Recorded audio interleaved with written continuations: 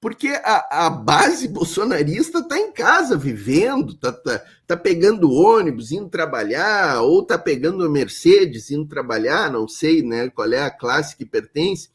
Mas, enfim, não teve nenhuma mobilização, Suma, nenhuma mobilização popular. Para quem dizia que o Brasil ia parar, que o Brasil ia virar de cabeça para baixo se prendesse o Bolsonaro foi preso, está preso em domiciliar e ninguém foi na porta da casa dele, Suma. Ninguém. O único que foi o nosso representante aqui, Mor, do bolsonarismo, foi lá na casa dele dizer que queria fazer um churrascão, né, Suma? Nós nem comentamos aquela ali, mano. Não, mas é importante dizer, segundo a Métodos, ele perde para o Edgar Preto. Segundo a Quest, ele perde para Juliana Brizola. Esse cara não vai ser governador do Rio Grande do Sul. Não vai ser. Já saiu a primeira pesquisa e foi muito bom isso aí, né? Muito bom essa pesquisa. Não vai ser governador. E é interessante o seguinte, né, Suma, na minha visão, já vamos puxar um pouco essa discussão, então. O Zuco não terá o apoio da RBS, né? Que é uma grande coisa, né? Porque a gente fabrica alguém no segundo turno, pelo menos. Eles vão fabricar outro, sei lá quem eles vão fabricar. Eles fabricaram o Marquesan, Suma. Não sei se tu te lembra, Suma, que mais ou menos nessa época, naquele período histórico lá, saiu uma pesquisa que dava Raul Ponte, 20 e tantos, Luciana Genro, 20 e tantos, acho que era Brizola também, 18, 15, e o Marquesan tinha 2%, Suma, 2%. E ali eu falei para alguns conhecidos meus, Marquesan vai para o segundo turno. E o pessoal dizia, que é absurdo, Portinho, não tem a mínima chance. Espera.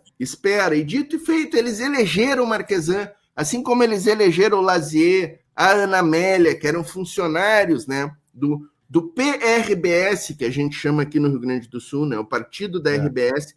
Então eles vão ter que forjar um candidato. Mas o Zuco, eu acho que eles não embarcam, tá, Suma? Eu acho que eles não embarcam e eu acho que o teto do Zuco é isso aí que apareceu, 20 e poucos por cento.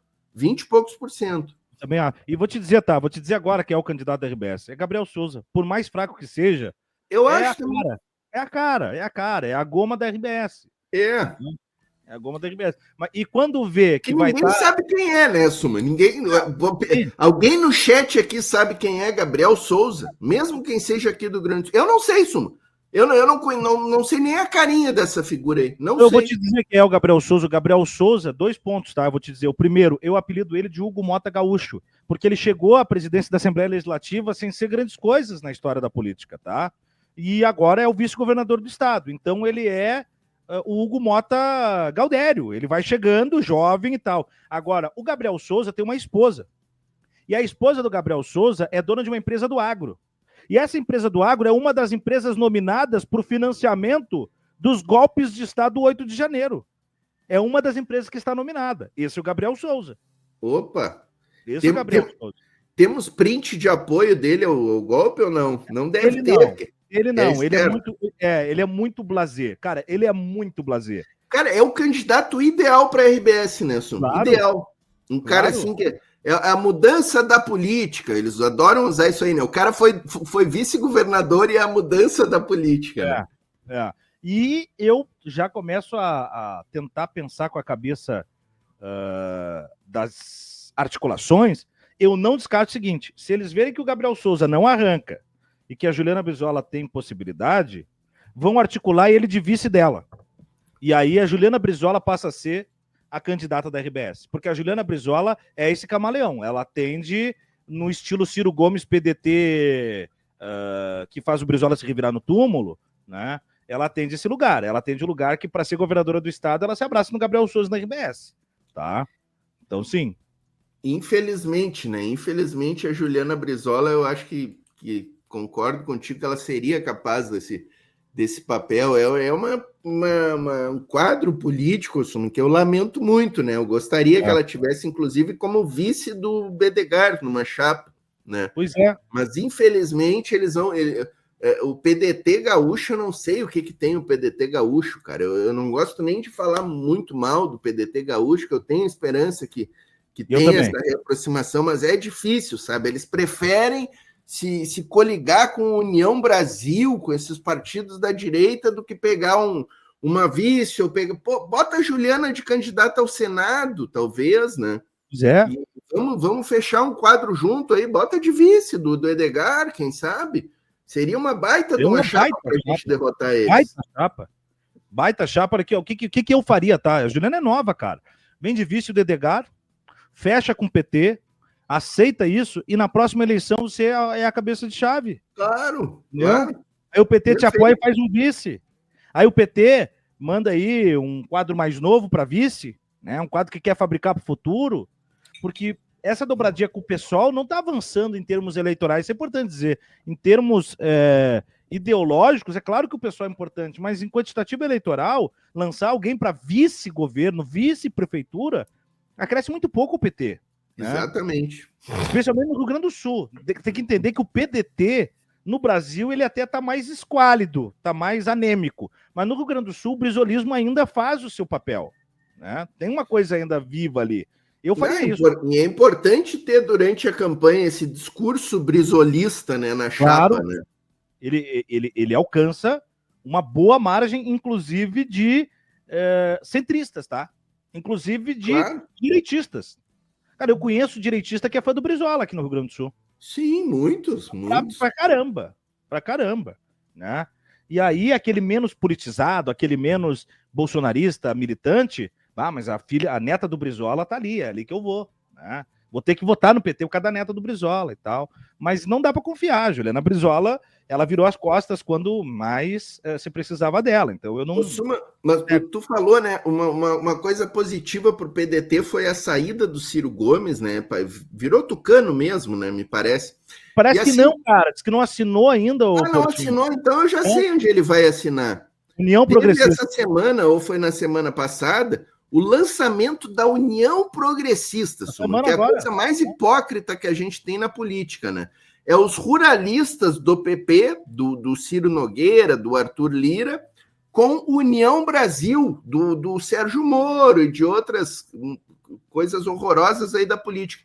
União Progressista é o que há de mais reacionário na política brasileira, né?